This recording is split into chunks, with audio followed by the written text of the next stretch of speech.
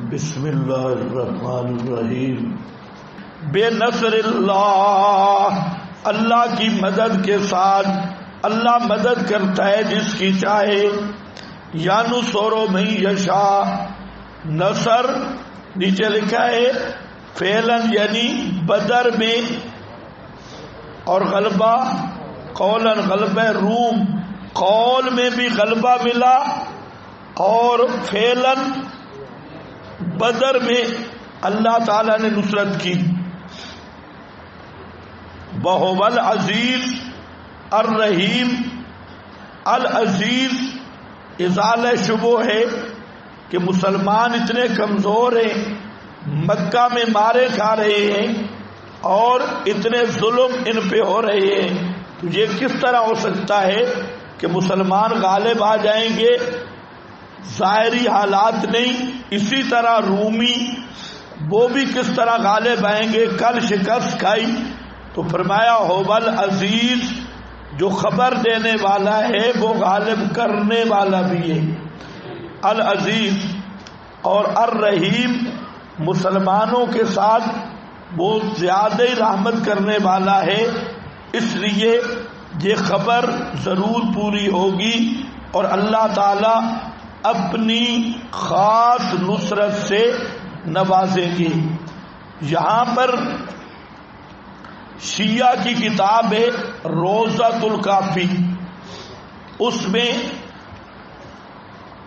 اس آیت کی تفسیر امام باقر سے مروی ہے، جو امام جعفر کے باپ ہیں، تو اس نے کمال کیا۔ وہ کہتے ہیں کہ جہاں ایک خاص نکتہ ہے، راز ہے، جو نبی پاک اور اہل بیت جانتے ہیں، باقی کسی کو وہ راز اور نکتہ معلوم نہیں، اور وہ کیا ہے؟ تو اس نے معنی کیا کہ جہاں رومی مغلوب ہو گئے قریبی زمین میں، اور وہ بعد مغلوبیت کے سیغلبون، پھر غالب آئیں گے، تو کیا معنی؟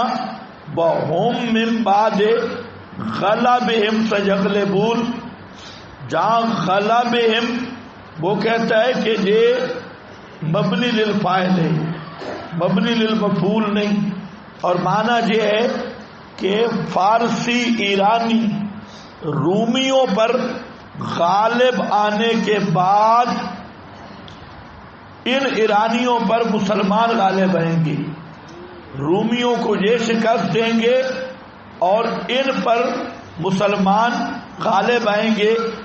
تو شاگرد ابو عبیدہ ہے، اس نے پوچھا حضرت پھر یہ کیسے ہوا؟ تو امام باقر نے کہا کہ یہ حضرت فاروق اعظم نے ایران کو فتح کیا، اور یہ جو خوشخبری ہے اس کا تعلق حضرت فاروق اعظم کے ساتھ ہے۔ تو ہم نے شیعہ پر بطور الزام کے لیے ذکر کیا ہے کہ اگر آیت کا یہ معنی بنتا نہیں ہے، لیکن وہ چونکہ راز کی بات ہے اور وہ راز تو ہمیں سمجھ نہیں آیا، لیکن یہ راز ہمیں سمجھ آ گیا کہ حضرت فاروق اعظم کی خلافت پر حق تھی، اور اللہ تعالیٰ نے خلافت فاروق اعظم کی حقانیت کی یہاں پر پیشین گوئی بھی فرما دی، اور مسلمانوں اور اہل ایمان کی فتح بھی قرار دے دی۔ تو اہل ایمان کی فتح، فاروق اعظم کی فتح، مومنوں کی فتح ہونا اور مومنوں کی خوشی ہونا، اتنی بات تو سمجھ آ گئی کہ حضرت کی خلافت پر حق کے۔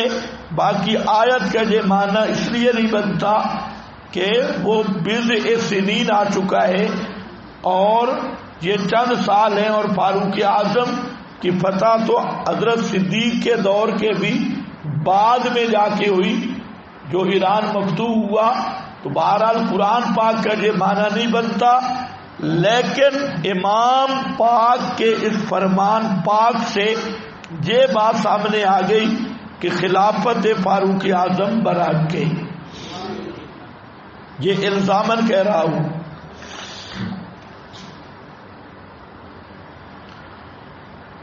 وعد اللہ لا یخلف اللہ وعدہ، وعد اللہ، اللہ نے وعدہ کیا. جہاں دو وعدے ہیں، ایک رومی غالب آئیں گے اور دوسرا مسلمانوں کو اللہ مدد کرے گا اور مسلمانوں کو خاص خوشی ملے گی، یعنی بدر میں مسلمان غالب آئیں گے. لا یخلف اللہ وعدہ، نہیں خلاف کرتا اللہ اپنے وعدہ کا. ولکن اکثر الناس، لیکن اکثر لوگ لا یعلمون، جانتے نہیں ہیں، اس بات کو جانتے نہیں بلکہ ظاہری اسباب پہ نظر رکھتے ہیں. یعلمون ظاہرا من الحیات الدنیا، جانتے ہیں ظاہرا من الحیات الدنیا، ظاہر دنیا کی زندگی سے. وہم، اور وہ عن الآخرۃ ہم غافلون، آخرت سے بالکل بے خبر ہیں. اولم یتفکروا فی انفسہم، کیا نہیں غور و فکر کیا انہوں نے اپنی جانوں میں. ما خلق اللہ السماوات، وہ جو پیدا کیا اللہ نے آسمانوں کو اور زمین کو. وما بینہما، اور جو ان دونوں کے درمیان میں ہے. الا بالحق، مگر اظہار حق کے لیے. وعجل مسمی، اور وقت مقرر تک. وعد اللہ لا یخلف اللہ وعدہ. یہاں دو باتیں ہیں، ایک ہے وعد اور ایک ہے وعید. وعد کا معنی ہے انعام دینے، نفع دینے کا وعدہ کرنا، اور وعید کا معنی ہے دھمکی دینا اور ڈرانا. اب یہ ایک بات چھڑ گئی علماء میں کہ خلف الوعد یا خلف الوعید یہ جائز ہے یا نہیں. اب اسی کی شاخ میں جو معروف مسئلہ جس پہ بہت بڑی کتابیں لکھی گئی، شیخ الہند نے بھی بڑی کتاب لکھی اور حضرات نے بھی، وہ مسئلہ امکان کذب کا. امکان کذب جس پر بڑی بحثیں ہوئی ہیں، بڑے مناظرے ہوئے ہیں. اس بات پہ تو سب متفق ہیں کہ اللہ تعالی جھوٹ نہیں بولتا. اگر کوئی یہ کہے کہ اللہ نے جھوٹ بولا وہ کافر ہے. وقوع کذب، یعنی اللہ جھوٹ بولتا نہیں، اس کا نام کیا ہے؟ وقوع کذب. وقوع کذب کا قائل کافر ہے. لیکن اس میں ایک بات آ گئی، امکان کذب. امکان کذب کا معنی کہ اللہ تعالی جھوٹ بول سکتا ہے یا نہیں. اور یہ جو ہے بول سکتا ہے یا نہیں، اس کا تعلق ہے کس کے ساتھ؟ خلف الوعید کے ساتھ. اس کا تعلق کس کے ساتھ ہے؟ خلف الوعید کے ساتھ. اس کے ساتھ تعلق ہے. بات لمبی ہے، میں دو چار باتیں عرض کرتا ہوں. ایک یہ کہ وعدے کی خلاف ورزی کرنا عیب ہے اور اللہ عیب سے پاک ہے. تو اس لیے جہاں خلف الوعد کی بات نہیں کر رہا، میں خلف الوعید کی بات کر رہا ہوں کہ دھمکی دے کر معاف کر دینا یہ کرم ہے. دھمکی دے کر معاف کرنا یہ فضل اور کرم ہے.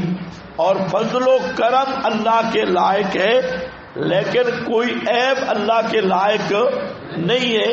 تو اصل بات اتنی تھی جس کو بریلویوں نے بڑھا دیا وہ بات صرف اتنی تھی کہ اللہ تعالیٰ نے خبر دی ہے کہ ان اللہ لا یغفر ان یشرک بہ، اللہ نے خبر دی کہ اللہ مشرک کو معاف نہیں کرے گا. یہ اب خبر ہے. اب سوال یہ ہے کہ مشرک کو معاف کرنے پر اللہ قادر ہے یا نہیں؟ اللہ مشرک کو جہنم میں بھیجنے پہ مجبور ہے؟ اللہ مشرک کو اگر جنت میں بھیجے تو بھیج سکتا ہے یا نہیں؟ اب خاموشی. بھیجے گا نہیں لیکن بھیج سکتا ہے یا نہیں؟ دونوں کا فرق ہے. ایک ہے بھیجے گا تو خبر جھوٹی ہو جائے گی. ان اللہ لا یغفر، اللہ نے خبر دی اللہ نہیں معاف کرے گا. اب اگر مشرک جنت میں چلا جائے تو یہ جھوٹ بنے گا یا سچ ہوگا؟ اونچے بولو. یہ جھوٹ بن جائے گا. اور اس سے بات نہیں، بات یہ ہے کہ جو مشرک جہنم میں جائے گا تو اللہ اس کو جنت بھیجنے پہ قادر ہے یا نہیں؟ جنت میں بھیج سکتا ہے یا نہیں؟ بس اس کا نام ہے امکان کذب. اس کا نام کیا ہے؟ امکان کذب. اب عوام میں جب یہ مسئلہ آئے، یہ مسئلہ گڑبڑ صورت اختیار کرتا ہے. حضرت گنگوئی نے اسی مسئلے پہ بات کی جہاں لکھا کہ اللہ تعالیٰ جھوٹ بول سکتا ہے. بریلویوں نے اس کو اٹھایا، دیکھو دیوبندیوں کا خدا جھوٹ ہے، اور دیوبندی کہتے ہیں خدا جھوٹ بول سکتا ہے. اب یہ سکتا ہے، اس کو عوام کیا سمجھے؟ ایک ہے بولتا ہے، ایک ہے بول سکتا ہے. دونوں میں کوئی فرق نہیں نا. بولتا ہے وقوع ہے، بول سکتا ہے یہ کیا ہے؟ امکان ہے. اور امکان کا مطلب صرف اتنا ہے کہ بریلوی کہتی ہے مشرک جہنم میں جائے گا اور اللہ اس کو جنت میں بھیجنے پہ قادر نہیں. اور ہمارے حضرات کہتے ہیں اللہ مشرک کو بخشنے پہ قادر ہے لیکن بخشے گا نہیں. اب یہ جو بخشش کی قدرت ہے اس کا نام کیا ہے؟ امکان کذب. اسی پر حضرت شیخ الہند کی وہ کتاب ہے الجوہد المقل، اسی مسئلے پہ. تو بہرحال باقی رہ گیا کہ خلف الوعید ممکن ہے لیکن حقیقی خلف وعید واقع نہیں ہوگی. صورتاً خلف الوعید کا وقوع بھی ہوگا. صورتاً خلف الوعید خصوصاً اہل ایمان کے حق میں. کیوں صورتاً؟ میں نے کہا آپ بہت ساری آیات اور احادیث پڑھتے ہیں جن میں گناہوں کی سزا مخلد فی النار قرار دیا گیا. جیسے من یقتل مؤمنا متعمدا فجزاؤہ جہنم خالدا فیہا. اس طرح کے بہت سارے گناہ ایسے ہیں کہ ظاہراً ان کی سزا جہنم مقرر کی گئی اور ہمیشہ کے لیے جہنم ہے. وہ کبائر گناہ ہیں. اب یہاں پر مسئلہ ہے کہ اللہ تعالی نے دوسرے مقام پہ یغفر ما دون ذالک لمن یشاء یہ ذکر کیا کہ اللہ اس کے علاوہ گناہ بخشے گا، اور ادھر فرمایا کہ وہ کیا ہے؟ مخلد فی النار ہے. تو جتنی نصوص گناہ پر ہمیشہ جہنم کی وعید ہے وہ دراصل مقید ہے دوسری نصوص کے ساتھ، اور دوسری نصوص کی قید ان میں ملحوظ ہے. سمجھ گئے میری بات؟ دوسرے کی قید ان میں کیا ہے؟ ملحوظ ہے، اس کا لحاظ کیا گیا ہے. تو اس لیے ظاہراً ان نصوص کے مطابق صورتاً مومنین کے حق میں خلف وعید ہے، لیکن حقیقتاً اس لیے نہیں کہ یہ ساری نصوص دوسری نصوص کے ساتھ مقید ہیں اور عدم ایمان کی شرط کے ساتھ، اور ایمان کی حالت میں مخلد بالنار ہونا یہ کہیں پر بھی ثابت نہیں ہے. تو اس لیے صورتاً خلف بعید مومنین کے حق میں اس کا وقوع بھی ہوگا، لیکن حقیقتاً خلف بعید کا وقوع نہیں ہوگا. البتہ اللہ تعالیٰ اس پر قادر ہے کہ کسی کافر اور مشرک کو جنت میں بھیج سکتا ہے، لیکن بھیجے گا نہیں. اس مسئلے کا نام کیا ہے؟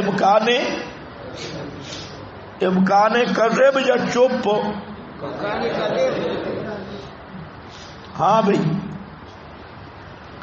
لا یخلف اللہ وعدہ ولکن اکثر الناس، لیکن اکثر لوگ لا یعلمون سمجھتے نہیں، جانتے نہیں.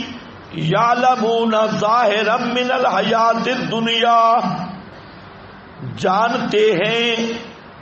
پیچھے لا یعلمون، آگے یعلمون، یہ کیا بنے؟ ولیکن اکثر الناس لا یعلمون. اگر نیند آئی ہے تو پھر ترجمہ کر لیتی ہیں. 3-4 صورتیں ہیں آگے. ولیکن اکثر الناس، لیکن اکثر لوگ جو ہیں وہ جانتے نہیں. اور یعلمون،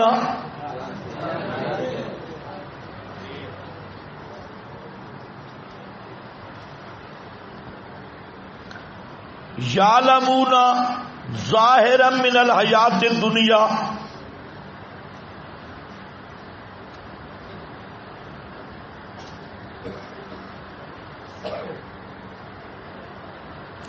نیچے جواب لکھا ہے لا یعلمون اور یعلمون کا لا فرق بین عدم العلم الذی هو الجہل وبین وجود العلم الذی لا یتجاوز عن تحصیل الدنیا.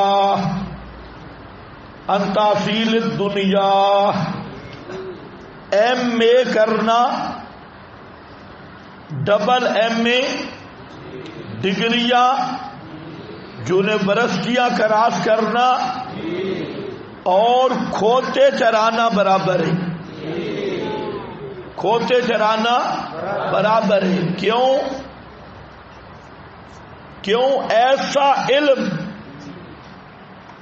جس سے آدمی اللہ کو نہ پہچان سکے، قیامت کو نہ پہچان سکے، اپنے اعمال کی جزا سزا کی فکر پیدا نہ کرے، تو اس سائنسدان اور بڑھانے کے گدھے کے اندر کوئی فرق نہیں ہے.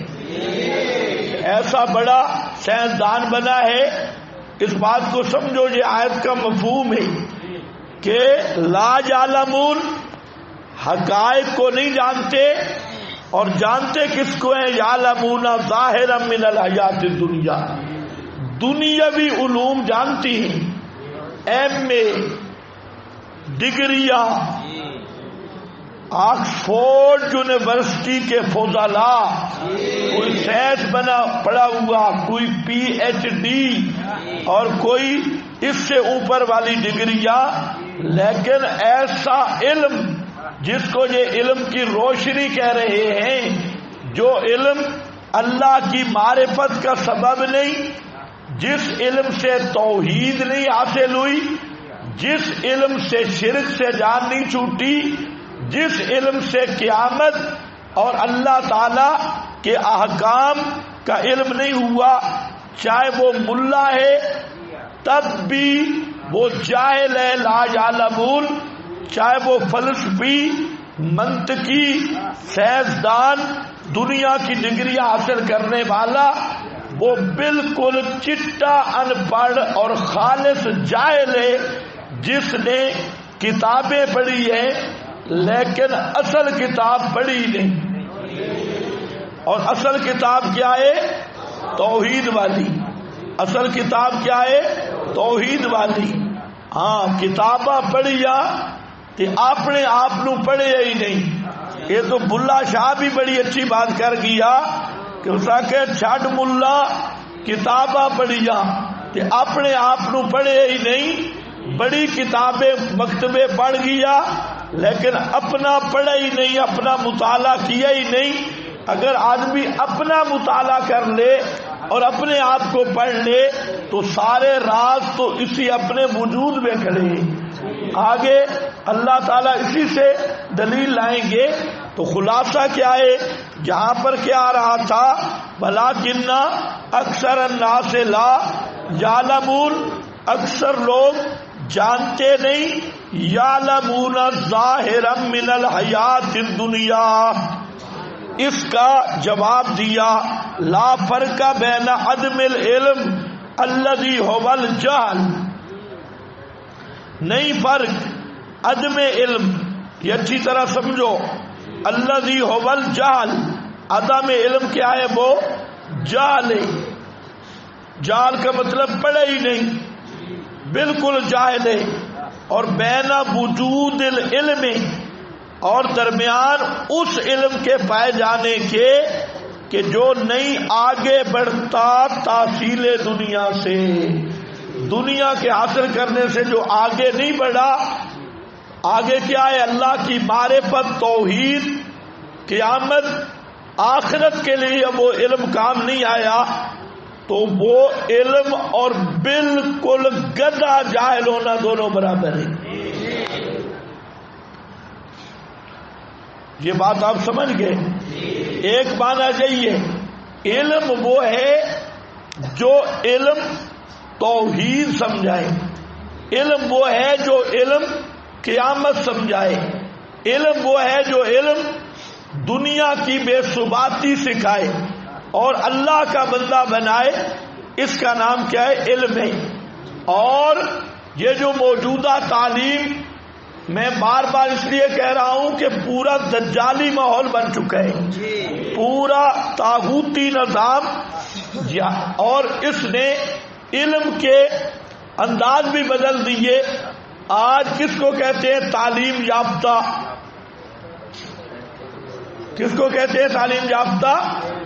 ہاں یہ سکول پڑھا ہوا ہے جی، کالج پڑھا ہوا ہے، یہ تعلیم یافتہ ہے۔ اور لوگ علم اسی کو سمجھتے ہیں ABC، یہ انگلش آتی ہے، یہ بڑا عالم ہے جی، یہ کون ہے؟ پروفیسر ہے، یہ ڈاکٹر ہے، اور یہ فلانا ہے، فلاسفر ہے، یہ سائنسدان ہے، اور یہ فلانے گریڈ کا افسر ہے۔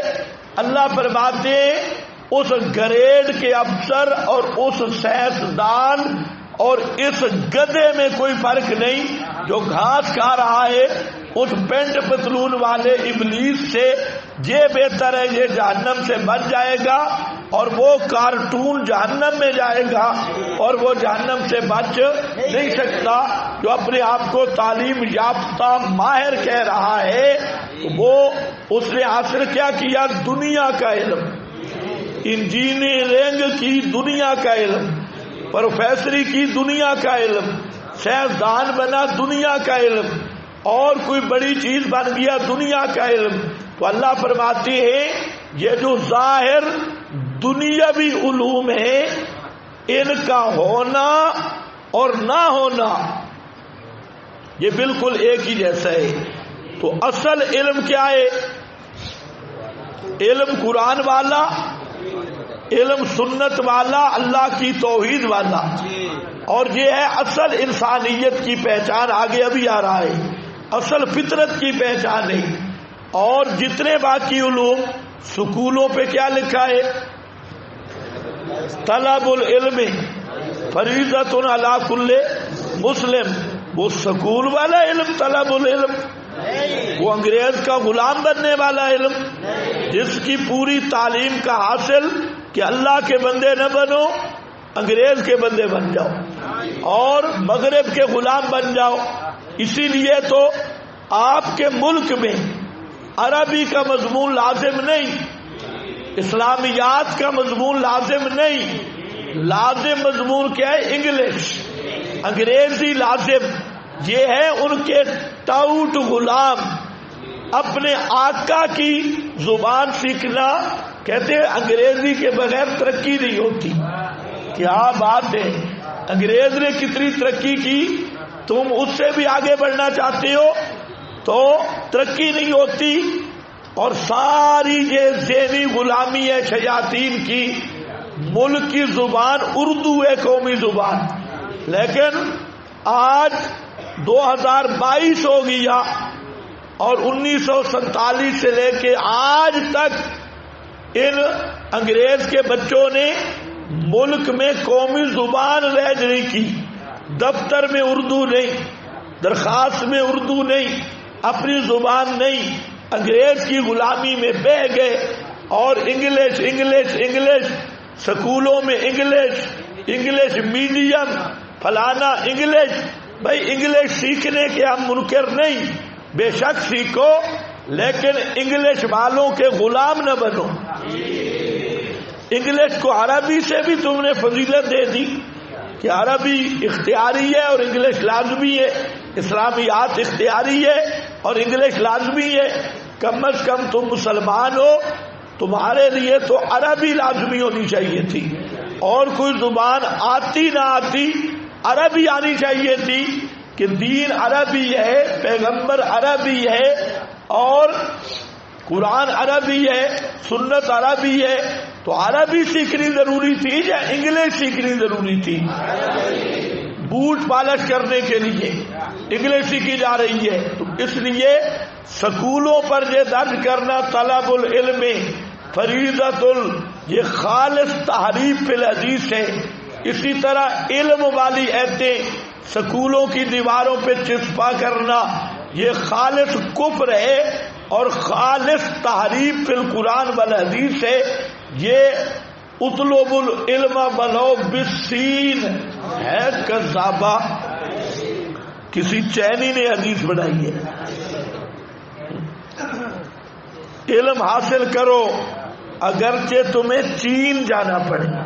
چین بڑا علم ہے، چائنا والے وہاں تو علم ہے ڈڈو کھانے کا، کچھوے کھا جاؤ، کتے کھا جاؤ، گدڑ کھا جاؤ اور سارے حشرات الارض کھا جاؤ. اطلب العلم ولو بالسین، نرا جھوٹی روایت اور اس طرح کی اور بھی. تو ان کو تعلیم یافتہ نہیں کہنا چاہیے، یہ علم والے لوگ نہیں. اور وہ ملا بھی جو ساری کتابیں پڑھ گیا اور لاکھوں کتابیں پڑھ کے اور پھر خلاصہ لکھ رہا ہے، اصلاحی خطبات، اصلاحی بیان، اور 24 جلدوں میں توحید کا مضمون ہی کوئی نہیں ہے. 24 جلدیں 27 جلدیں آ گئی، اس میں صرف یہی لکھا ہے کہ ابا جی غسل خانے میں کیا کرتے تھے، ابا جی لیٹرین میں کیا کرتے تھے، اور یہ نہیں لکھا کہ ابا جی کمرے میں کیا کرتے تھے، اور لیٹرین والے واقعات. اور 27 جلدیں لکھ ماری، لیکن توحید کا نام نشان بھی نہیں. تم ان کو کہتی ہو یہ شیخ الاسلام ہے، یہ مفتی اعظم ہے. اللہ فرماتے ہیں اکثر الناس لا، یہ کوئی مفتی شفتی نہیں، لا یعلمون، نرے کھوتا دے کھوتے. یعلمون ظاہرا من الحیات الدنیا، جانتے ہیں ظاہرا من الحیات الدنیا، ظاہری زندگانی دنیا کی، یعنی ظاہر دنیا میں جس کا غلبہ دیکھیں کہیں اللہ اسی سے خوش ہے، موزہ القرآن۔ دوسرا معنی، نیچے والا معنی سمجھ آیا؟ یہ کس کا معنی ہے؟ نصفی۔ مدارک بہت اچھا معنی کیا۔ اوپر موزہ القرآن کا معنی ہے، شاہ عبد القادر فرماتے ہیں کہ یہ ہے ظاہر پرست۔ یہ دوسرا معنی ظاہر، یہ بھی سمجھ لو ظاہر پرستی کیا ہے؟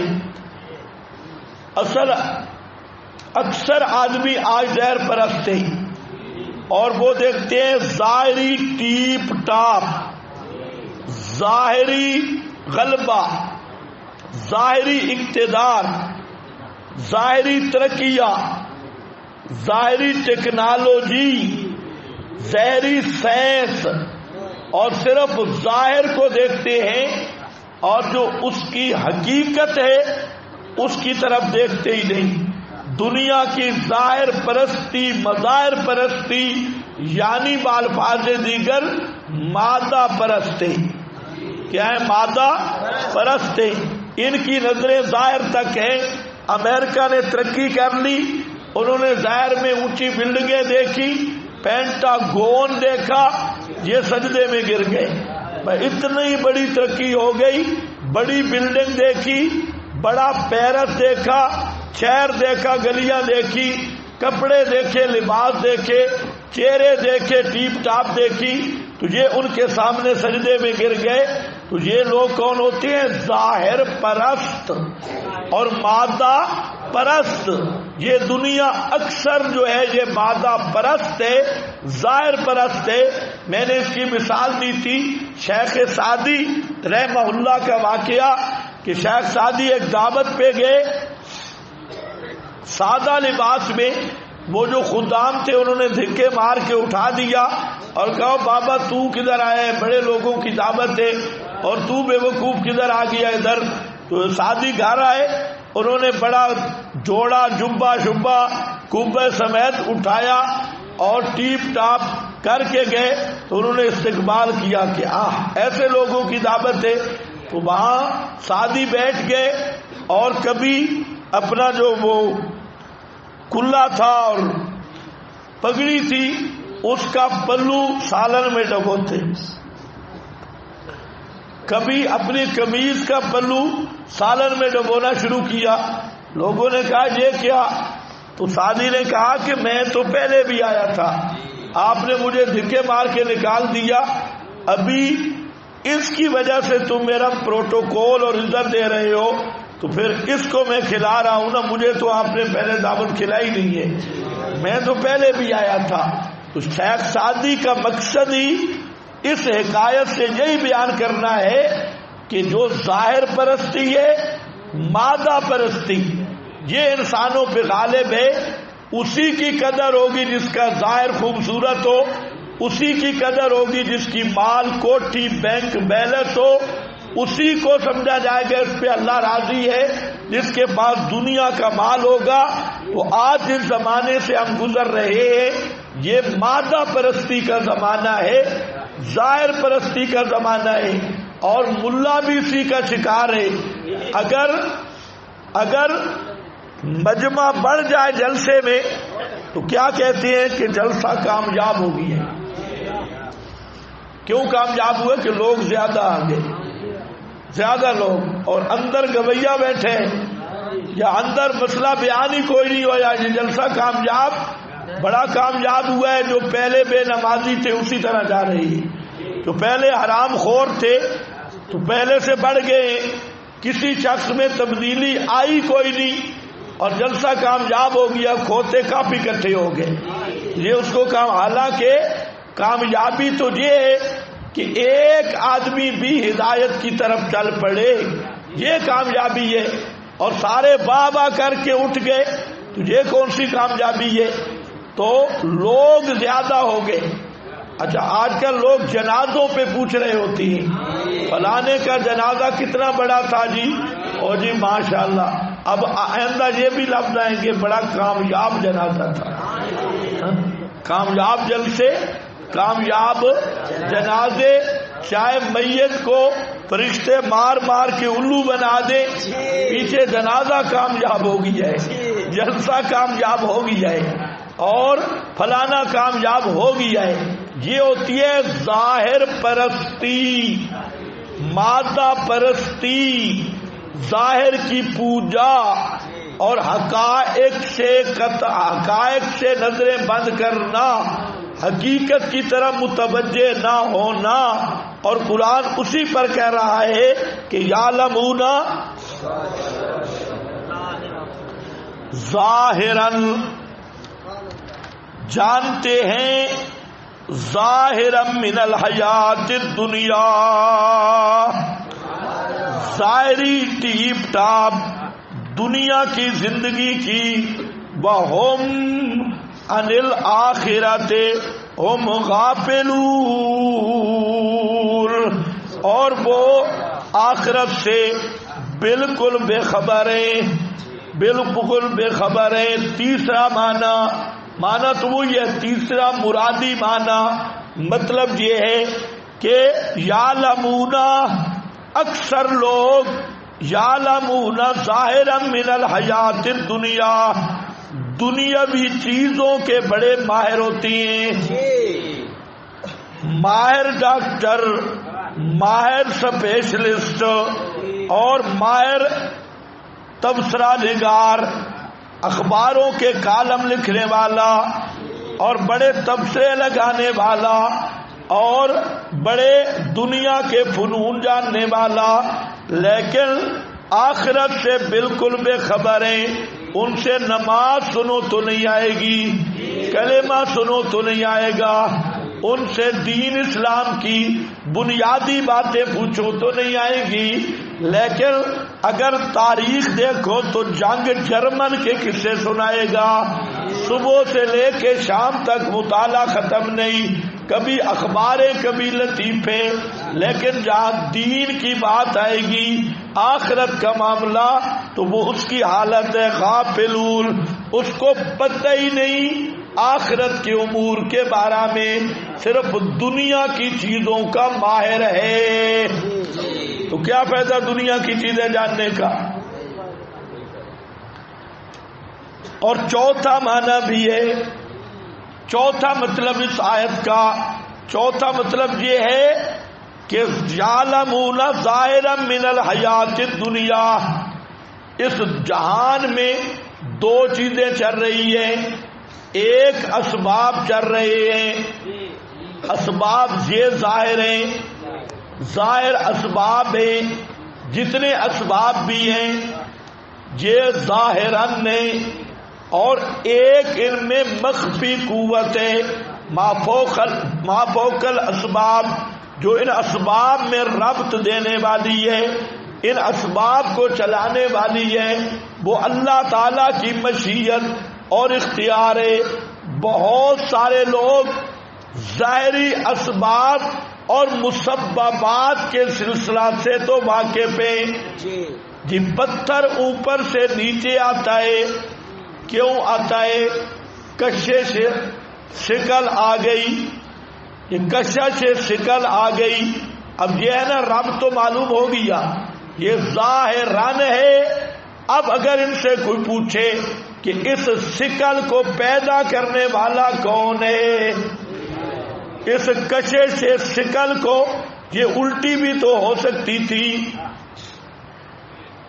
نیچے والا پتھر بھی تو اوپر جا سکتا تھا، اوپر والا نیچے آ رہا ہے، تو یہ کشے سے شکل کا پیدا کرنے والا کون؟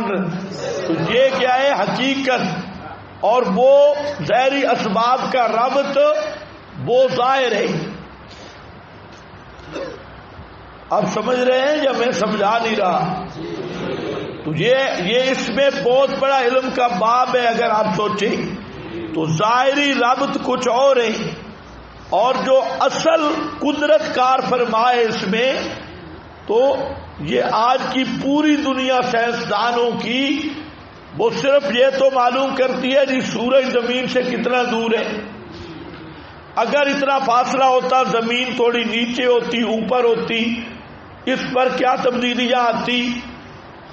کتنی کہکشاویں سمندر کے پانی سے کیسے بخارات اٹھتے، کیسے دنیا چل، یہ ہے ظاہراً اسباب اور مسببات کا تعلق۔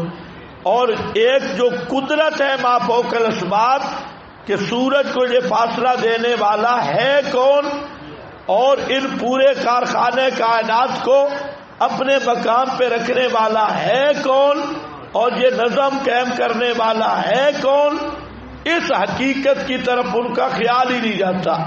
وہ صرف اوپر سبب اور مسبب پہ کھڑے ہیں۔ یعلمون ظاہرا من الحیات الدنیا وہم عن الآخرۃ ہم غافلون۔